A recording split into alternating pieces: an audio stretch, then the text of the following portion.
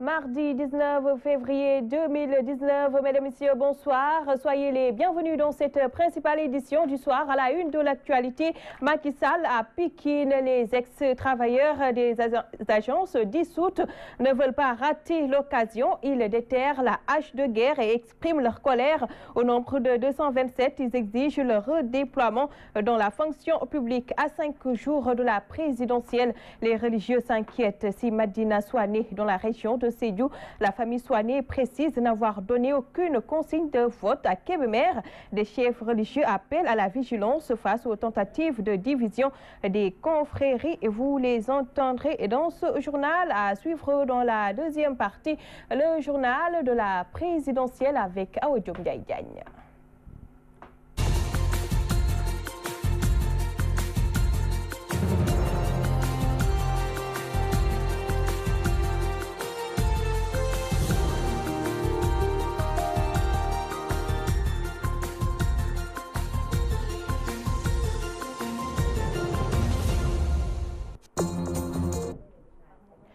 Merci de nous rester fidèles. Les ex-travailleurs des agences dissoutes déterrent la hache de guerre et expriment leur colère au candidat Macky Sall. Ces 227 licenciés exigent le redéploiement dans la fonction publique et le paiement de tous leurs droits. Abdoulaye Ciss, leur porte-parole, est avec Théodore Semedo. C'est pour simplement rappeler au gouvernement de Macky Sall les engagements pris par son ministre des Finances, en l'occurrence Amadou Ba, en présence de l'agence judiciaire et du ministre du Budget. Alors, on avait initié, pour ce rappel, un plan d'action qui était, à savoir faire des marches au niveau de la banlieue, mais au regard de la violence qui sévit actuellement dans la campagne électorale, où l'on décompte des morts par-ci et par-là, nous, ex-travailleurs de ces agences dissoutes, nous nous sommes réunis et avons analysé la situation et avons décidé de ne pas être une source de violence. C'est pourquoi nous sursoyons à ces marches et à toute autre action pouvant être source de violence dans la banlieue. C'est d'indemniser à hauteur, financièrement, à hauteur de 1,5 milliard et de redonner un emploi aux 227 travailleurs licenciés, qui sont aujourd'hui des demandeurs d'emploi. Donc, il urge pour le gouvernement du président Macky Sall de réparer cette injustice parce qu'on l'a élu, entre guillemets, sur le sceau de l'injustice. Financièrement, ils ont avancé à hauteur sur les 5 années, chaque agent 1 956 francs. Direction Sédhiou, et je vous le disais dans les titres, la cité religieuse de Madina Souane assène ses vérités après le passage des candidats à l'élection présidentielle. Elle précise n'avoir donné aucune consigne de vote en faveur d'un quelconque candidat. Abdoulaye Souane, porte-parole de la famille, au micro de Lamine Bayo. À travers les différents candidats, c'est pourquoi d'abord, il a reçu ici Maître Madi Kenyan. Il a reçu par la suite M. Idrissa Seck. Et par la suite, hier soir, Ousmane Sonko était ici. Ils sont venus pour solliciter des prières suite à l'apparition de certains articles au niveau de la presse qui fait allusion à un legal que le calife a donné pour indiquer le vote en faveur d'Idrissa Seck. Nous apportons un démenti formel que le calife n'a jamais donné un legal en faveur d'un candidat. Il ne l'a pas fait ni directement ni indirectement. Parce que tout simplement, les informations, les débats ont été manipulés par certaines personnes pour leur propre intérêt, alors que le calife qui est là, un représentant des dieux sur terre, ne va pas s'amêler à des manipulations d'informations et se dire un jour. La cité de Médina Souané est là pour tout le monde, qui accueille tous les candidats des coalitions pour les... Au même moment, à Kébémer, des religieux dénoncent les tentatives de manipulation notées dans les réseaux sociaux. Selon eux, ces tentatives ne visent qu'à semer la division entre les confréries. Les détails avec Omar Kairé. La crise des valeurs, thème de la 15e édition de la journée culturelle Bayatou Ridouane tenue à Kébémer. Nous prions, nous lisons le Coran et les Hassidas. Mais c'est la question de chavirement des valeurs qui se pose aujourd'hui dans notre société. Les gens n'ont plus de repères maintenant. Tafsir Sougou, qui parle au nom de Serigne Bamba Sougou, l'un des parrains de la journée, appelle à la vigilance. Les réseaux sociaux, partout, des hommes malhonnêtes ont envahi les réseaux sociaux. Pour des raisons crypto-personnelles, ils tentent de manipuler les Sénégalais en passant par leurs convictions religieuses ou confréries. Ces gens cherchent à diviser la Oumma islamique, mais il faut que tout le monde sache que ces derniers ne parlent au nom d'aucune confrérie. Nos grands érudits ont toujours prôné l'unité, comme Serigne Sidi Matar Mbacké, qui ne voulait plus entendre parler d'appartenance confrérie.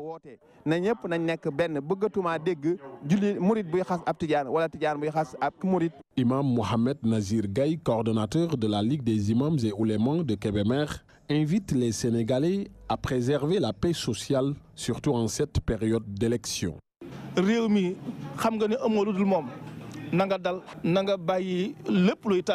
pays nous appartient et nous tous. Donc chacun doit savoir raison garder pour préserver la cohésion sociale qui existe au Sénégal. Suivons l'exemple de nos khalifes généraux qui prônent toujours la paix. Nous les imams et oulémas, nous appelons au calme et à la sérénité pour une élection présidentielle apaisée. Dieu a déjà choisi le prochain dirigeant de ce pays. su fekkoon dafa am ko jox ko la neex nga jox ko sa xarit bu lépp sëriñ nga jox ko sa taalibe waaye yàlla moo koy jox ko soob. La journée culturelle Bayatou Ridouane est organisée par la famille Ndiaga Djembou Gaye de Kébémer. Serigne Bamba Sougou de Wadane Sougou et Serigne Abdoul Akram Mbacké étaient les parrains de cette 15e édition. Omar Kairé Louga, Walfadjri. Parlons à présent de cette frustration dans les rangs de l'APR à Djiddah Thiaroye Kao, déçus d'être marginalisés. Des militants tapent du poing sur la table et interpellent Macky Sall. Suivons leur réaction recueillie par Théodore Semedo. Elle est là depuis plusieurs années avec Macky Sall. Et il y a plusieurs personnes qui sont derrière lui, des militants et des militantes. Et il n'arrive même pas à avoir un sou auprès des responsables politiques. Malgré les projets qui ont été délivrés, tels que le DER, elle a été recensée plusieurs fois, mais elle n'arrive même pas à avoir un sou. Les femmes aussi de même. Aucune des femmes n'a reçu un sou. Alors maintenant, on s'adresse directement au président de la République pour nos mécontentements. Elle a adressé même une lettre à M. Kimbo, maire de la ville, pour causer avec lui, pour trouver une solution. Mais la lettre a été sans suite. Donc, toutes les femmes sont découragées à cause des choses pareilles. Les responsables qui sont là, net de personnes, n'essaient même pas à reconnaître la dame. La dame a au moins plus de 300 personnes derrière lui. Abdoulaye Timbo ak maire de la ville bind naa ko leetar amul dara lu ñuy seet ci nguuru Macky Sall dañ cee sonn nag te fi mu ne juróom-ñaari groupement ñu ngi topp sama ginnaaw yàgg na ñun ñoo ko dox ba mu taxaw ñi nga gis ñëpp kenn ku ne responsable. Les conducteurs de moto Jakarta en caravane dans la cité religieuse de Touba, ces jeunes Sénégalais veulent faire entendre leur doléance dans ce contexte de campagne électorale. Ils veulent notamment avoir des permis et bénéficier de séances de formation. Pape Seck parle en leur nom. Ces propos sont recueillis par Mamadou Makhtar Sarr. Après avoir fait une demande, le gouvernement du Sénégal nous a octroyé 150 permis de conduire. Nous saluons ce geste. Nous réclamons d'autres permis parce qu'il y a plus de 10 000 Jakarta dans le département de Mbacké. Nous voulons aussi des formations. C'est pourquoi nous demandons aux autorités de descendre sur le terrain et parler avec les vrais responsables pour apporter une solution aux revendications des conducteurs de moto Jakarta.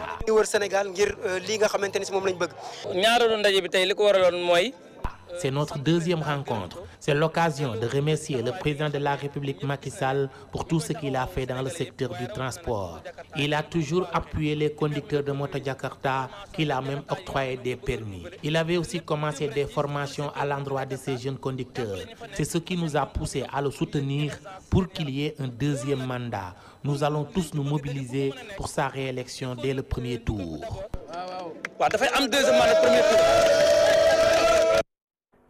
Fin de cette première partie. Dans quelques secondes, le journal de la présidentielle. Awa Diop Ndiaye Diagne est avec nous pour les échos de la campagne. Bonsoir Awa. Bonsoir à vous, Madame Diène Ramatoulaye Ba. On démarre par Mame Khary Mbacké qui dégarnit les rangs de Bokk Gis Gis à Touba.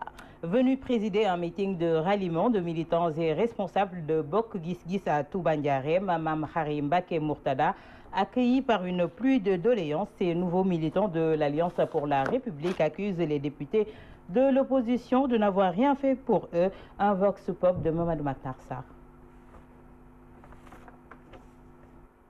Mobiliser, nous les populations de Touba Ndiarème, pour donner au président de la République Macky Sall un second mandat. Mais une fois élu, nous lui demandons de nous venir en aide, car notre quartier est très enclavé.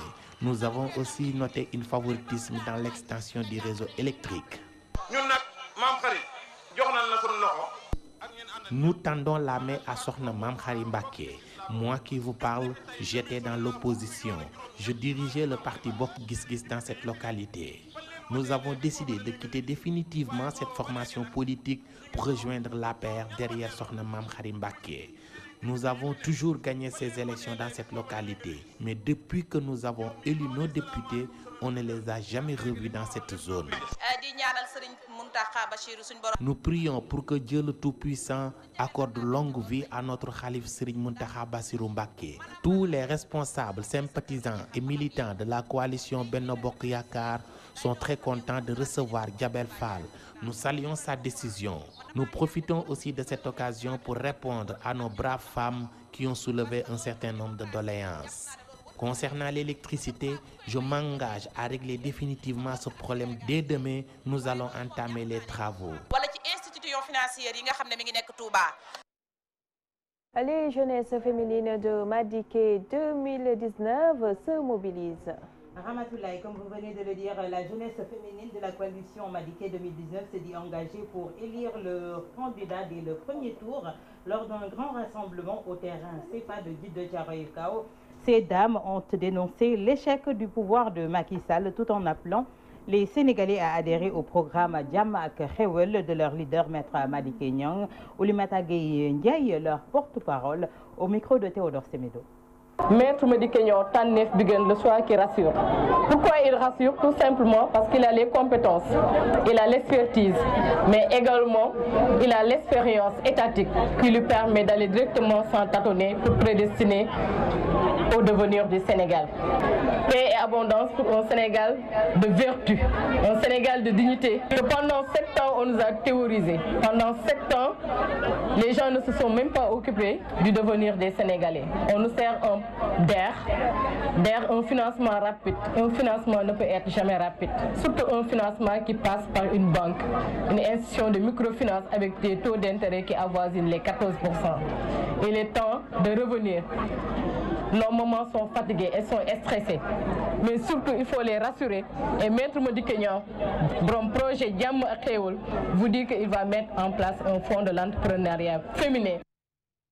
À Diamaguène, Awa, les éleveurs prêts pour la réélection de Macky Sall. Des éleveurs du forail des grands ruminants de Diamaguène, Sicap Mbao se dit prêts à réélire le candidat de Benno Bokk Yakaar, Macky Sall. Ils ont tenu un grand meeting pour dénoncer les fauteurs de troubles qui veulent empêcher la tenue de la présidentielle pour ensuite étaler quelques doléances. Salaka, leur porte-parole, au micro de Théodore Semedo. Tous les Sénégalais,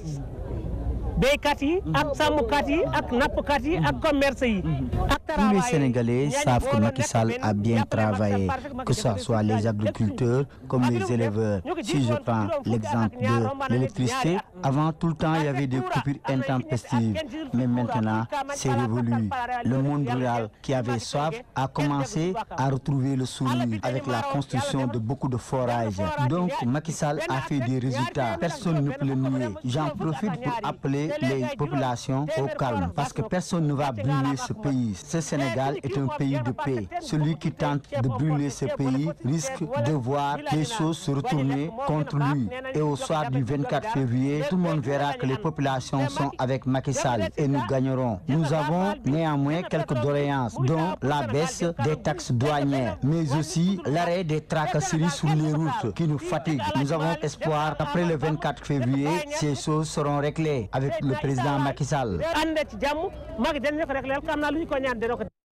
Restons dans la banlieue de Dakar à Guédiawaye, à voir malaise dans les rangs de Benno Bokk Yakaar. Effectivement, malaise dans les rangs de la mouvance présidentielle à Guédiawaye. Des responsables du mouvement politique citoyen And Suqali Suñu Gox dénoncent la discrimination dont ils se disent victimes, orchestrée par les apéristes. Ils ont tenu un point de presse pour alerter le candidat de Benno Bokk Yakaar et l'invite à corriger cette erreur. Mohamedou Chérif Diallo s'entretient ici avec Théodore Semedo. On lance un appel solennel à l'endroit du président de la République pour lui dénoncer ce qui se passe à Guédiawaye. Apparemment, il y a problème au niveau de Guédiawaye. Pourquoi il y a problème? Un mouvement qui a presque 19 associations de jeunes et groupements de femmes.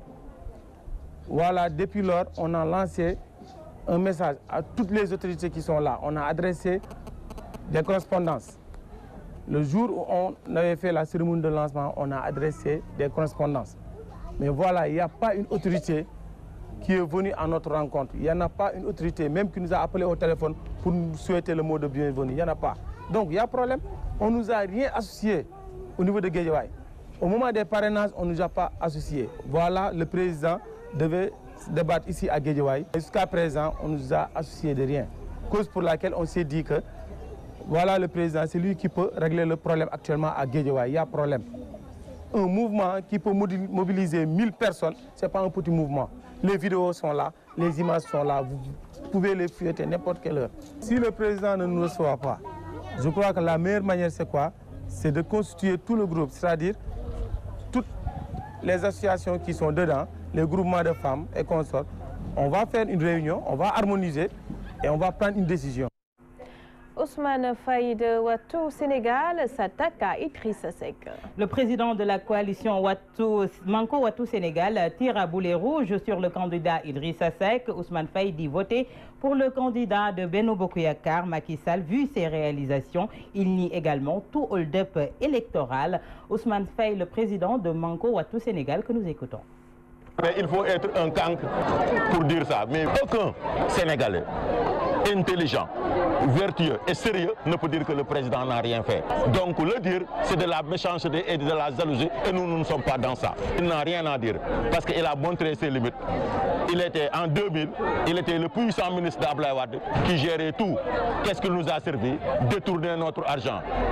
Il a dit lui-même qu'il est un grand bandit parce que n'oubliez pas lorsqu'il disait à Abdoulaye Wade que les bandits se battent à l'heure de partage du butin. Donc il dit que lui et Abdoulaye Wade c'était les deux bandits qui se battaient en ce moment-là. Je l'ai entendu avant-hier dire que oui, le président Macky Sall ne respecte pas le président Abdoulaye Wade. Ça me faisait rire. Je dis que Macky Sall n'a jamais traité Abdoulaye Wade dans ses spermatozoïdes et de futurs cadavres. Macky Sall n'a jamais enregistré Abdoulaye Wade en son insu pour en faire des CD, lui et moi. Macky Sall croit en l'islam, croit en son prophète et croit à la Makka, mais pas à Bac. Si au Sénégal, on pouvait voler des élections, Abdoulaye Wade ne partira pas. Donc c'est des harakiri. Personne ne peut au Sénégal voler des élections. Direction la capitale du Ndiambour, où le PUR promet de corriger l'acte 3 de la décentralisation. Oui, Rama, de passage à Louga, le candidat du PUR promet de revenir sur l'acte 3 de la décentralisation, une manière selon Issa Sall de corriger les erreurs et permettre aux communes d'avoir une bonne assiette foncière. Issa Sall au micro de Omar Kéré. Collectivités territoriales. Nous devons revoir le découpage des collectivités territoriales parce que la manière dont il a été fait n'est pas adéquate. Prenons l'exemple de la commune de Louga qui n'a presque plus d'assiette foncière. La commune rurale située à côté est plus grande maintenant. Une fois à la tête de ce pays, nous allons rectifier ces erreurs pour permettre à chaque collectivité locale d'avoir assez d'espace. Une fois, j'étais à Mboro pour présider une finale de football. Les populations de cette localité m'ont fait savoir qu'elles ne peuvent plus avoir de terrain parce que les terres disponibles appartiennent aux autres communes qui les encerclent. C'est pas du tout normal.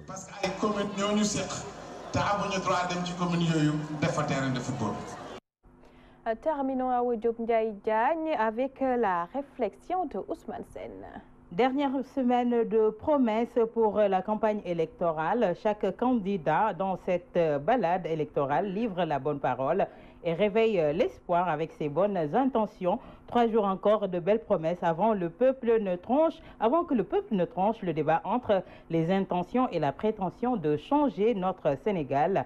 Chronique signée Ousmane Sène.